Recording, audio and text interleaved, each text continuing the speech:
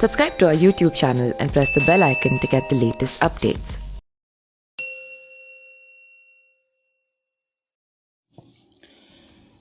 मोहम्मद शहाबुद्दीन, जिन्हें सिवान की जनता साहब के नाम से जानती है, उनके दबंग वजूद से लोग चुप रहना ही मुनासिब समझते हैं। सिवान जेल में छापेमारी के दौरान फरियादियों की कतार देखकर तो यही लगता है कि आज भी लोगों को शहाबुद्दीन के दरबार पर ही भरोसा है। सिवान के पूर्व सांसद व राजद नेता शहाबुद्दीन भले ही सलाखों के पीछे बंद हैं और उनकी तबीयत काफ़ी ज़्यादा ख़राब है, लेकिन उनका दरबार कई दिन पहले से भी प्रशासन के लिए एक बड़ी चुनौती बना हुआ था। छापेमारी के क्रम में जेल में मौजूद पुलिस ने पूर्व सांसद शहाबुद्दीन से मिलने आए 50 लोगों को मिलने से रोक दिया गया था। इनमें पूर्व नगर सभापति कृष्णा देवी भी शामिल थी। ज्ञात हो कि सिवान कारागार में बुधवार और रविवार को शहाबुद्दीन से मिलने वालों की भीड़ लगी रहती थी। शहाबुद्दीन, जिन्होंने अपराध की दुनिया से राजनीति में कदम रखा और इस सूबे की सियासत को बदल कर रख दिया। बिहार में ऐसे कई नाम हैं, लेकिन यह ऐसा नाम है जो सिवान से निकलकर पूरे बिहार में छा गया।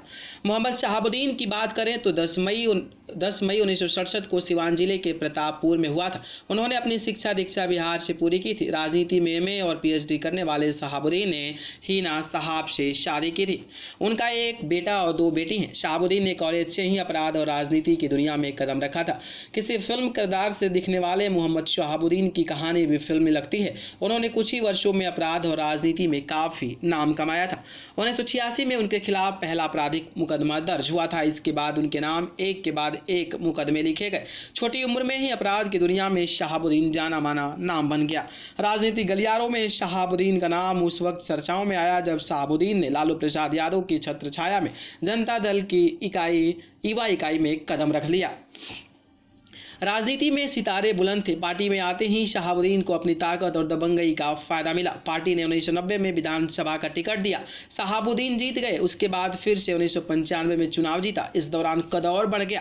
ताकत को देखते हुए पार्टी ने 1996 में लोकसभा का टिकट दिया और शहाबुद्दीन सिवान के सांसद बन गए। 1997 में राष्ट्रीय जनता दल के गठन और लालू प्रसाद यादव की सरकार बन जाने से शहाबुद्दीन की ताकत बहुत बढ़ गई थी।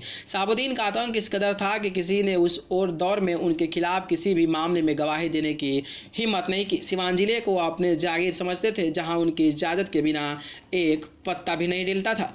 ताकत के नशे में चूर मोहम्मद शहाबुद्दीन इतना अभिमानी हो गए थे कि वो पुलिस और प्रशासनिक अधिकारियों को भी कुछ नहीं समझते थे। आए दिन अधिकारियों से मारपीट करना उनका सगल बन गया था। यहाँ तक कि पुलिस वालों पर गोली चला देते थे। मार्च 2001 में जब पुलिस राजद के स्थानीय अध्यक्ष मनोज कुमार पप्पू के खिलाफ एक वारंट तामील करने पहुंची तो शहाबुद्दीन ने गिरफ्तारी करने आए अधिकारी संजीव कुमार को थप्पड़ मार दिया था और उनके आदमियों ने पुलिस वालों की कुटाई भी कर दी थी। कार्रवाई के दौरान 2 पुलिसकर्मी समेत 10 लोग मारे गए थे। पुलिस के वाहनों में आग लगा दी गई थी। मौके से पुलिस को 3 AK-47 भी बरामद हुई थी। शहाबुद्दीन और उसके साथी मौके से भाग निकले थे। इस घटना के बाद शहाबुद्दीन पर कई मुकदमे दर्ज किए गए। 2000 के दशक तक सिवान जिले में शहाबुद्दीन एक समानांतर सरकार चला रहे थे। उनकी एक अपनी अदालत थी जहां लोगों के फैसले हुआ करते थे। वह खुद सिवान की जनता के पारिवारिक विवादों और भूमि विवादों का निपटारा करते थे। यहाँ तक कि जिले के डॉक्टरों की परामर्श फीस भी वहीं तय किया करते थे।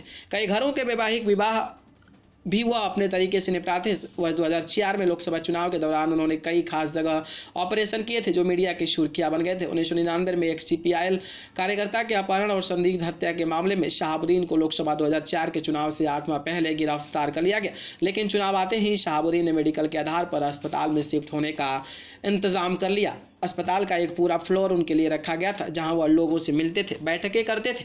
साल 2004 के बाद चुनाव से शहाबुद्दीन का बुरा वक्त शुरू हो गया। इस समय शहाबुद्दीन के खिलाफ कई मामले दर्ज किए गए। राजनीतिक रंजिश भी बढ़ रही थी। नवंबर 2005 में बिहार पुलिस की एक विशेष टीम ने दिल्ली में शहाबुद्दीन को उस वक्त दोबारा गिरफ्तार कर लिया था जब वह संसद सत्र में भागीदारी करने के लिए यहाँ आए हुए थे। दरअसल उससे पहले ही सिवान के प्रतापपुर में एक पुलिस छापे के दौरान उनके पैतृक घर से कई अवैध हथियार, सेना के नाइट विजन डिवाइस और पाकिस्तानी सशस्त्र फैक्ट्रियों से बने हथियार बरामद हुए थे। हत्या, अपहरण, बमबारी, अवैध हथियार रखने और जबरन वसूली करने के दर्जनों मामले शहाबुद्दीन पर हैं। अदालत ने शहाबुद्दीन को उम्र कैद की सजा सुना दी है।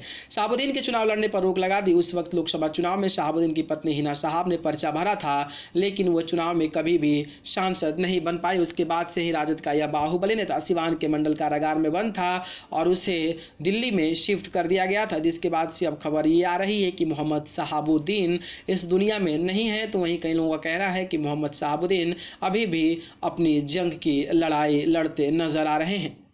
न्यूज़ रूम से न्यूज़ लाइव की रिपोर्ट।